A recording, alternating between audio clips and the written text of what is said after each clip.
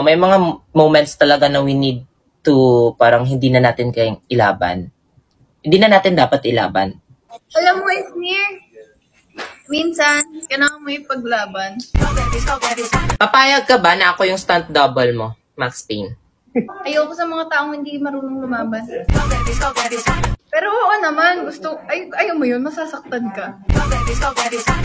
Mahal ko. First of all, if mahal ka lang, tas hindi mo kayang i-reciprocate yung love na binibigay sa'yo, wouldn't it hurt the other person? So dun tayo sa mahal ko. Kasi ang pagmamahal naman, if you love someone, wala kang ina-expect na kapalit. Basta alam mo lang mahal mo sila. Feeling ko mahal ka because not everything, hindi lahat ng mahal mo, mamahalin ka. Ang mahirap doon, kapag mahal ka lang, sasabi mong may chance na mahalin mo din, di ba napilitan yung love?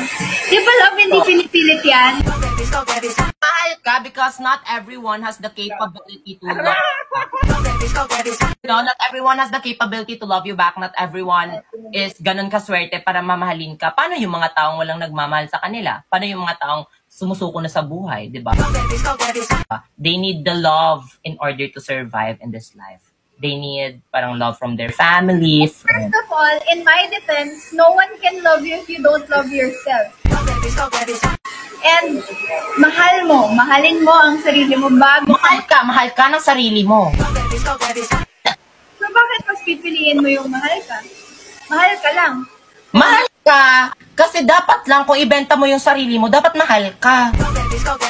Di ba pag mahal mo, give ka lang ng give. Pag totoong mahal mo yung tao, kahit walang kapalit, walang nare-return. Ay, hindi, mali yun. Kung give ka lang ng give, ikaw nga parang reply ka ng reply, tas hindi ka re-replyan, magdadabog ka. Ayaw mo ng kapalit, so ayaw mo ng kapalit na reply. Pero sometimes if you love too much, you need parang you should know your worth that they should love you back. Know your worth, girl. Do not settle for less. Ikaw lang yung puro bigay, Eh bakit? Hindi ka pa pwedeng magmahal na alam mo yung worth mo? Pag mahal mo. Isn't it too unfair for yourself that you keep on chasing a person na parang hindi ka man mamahalin pabalik?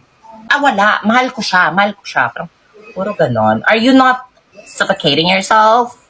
Do not isolate yourself in one person. Paano? In what way? In what way am I suffocating myself?